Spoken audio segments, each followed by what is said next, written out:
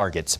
Hundreds of people met in Jerusalem Sunday, joined by millions around the world to pray for the peace of Jerusalem. The 13th annual day of prayer brought both Jews and Christians together to pray in what has grown into a worldwide event. God TV broadcasts the prayer meeting internationally. We're here today because Jerusalem is really a city like no other. And people often don't understand that what happens in and around this city impacts the nations of the world. Everyone who is concerned with the future of our planet needs to be concerned with what happens in Jerusalem and with praying for the peace of Jerusalem, which is the key to peace for all the nations. Thousands of churches around the world also took part in the prayer meeting.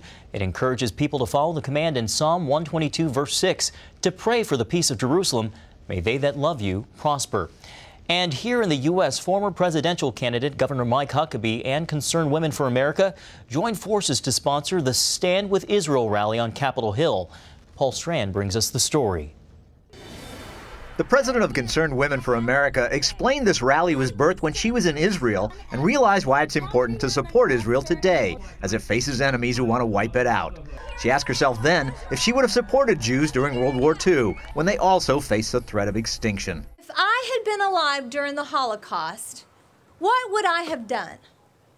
Would I have been one of those people, one of those Christians who just turned away and turned a blind eye to the evil that was right before me? Showing support for Israel isn't just taking an altruistic stand, because those here were quick to point out that the enemies who would destroy Israel first are completely ready and dedicated to turning around and destroying America next. Former Republican presidential candidate Mike Huckabee said he believes God will save Israel from destruction. But ISIS, Hezbollah, Hamas, and Iran still want to destroy it, and he warns they wouldn't stop there. You honestly think that if they were to achieve that they would say, well, that's it, we're done?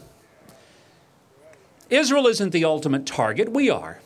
CBN's terrorism analyst Eric Stakelbeck agreed, pointing out that Iran will have intercontinental ballistic missiles by 2015, and it could use those missiles to target America. Israel is the little Satan, a bump on the road to the great Satan. Us, their words, not mine.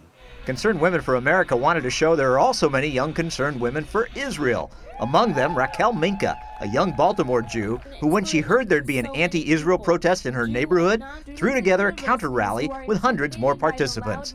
To her, this is personal. My grandparents are Holocaust survivors. They fought the fight. My dad is a wounded IDF veteran. He fought the fight. And now I'm doing the same. Leading conservative writer Bill Kristol says America has to take a stand in the Middle East and fight. We know what a world without an Israel and with an America that's weak and withdrawn looks like. And that's the world of 1939 or so, 75 years ago. And that's a war that leads to a world war, and that's a war that leads to a Holocaust. Paul Strand, CBN News, Capitol Hill.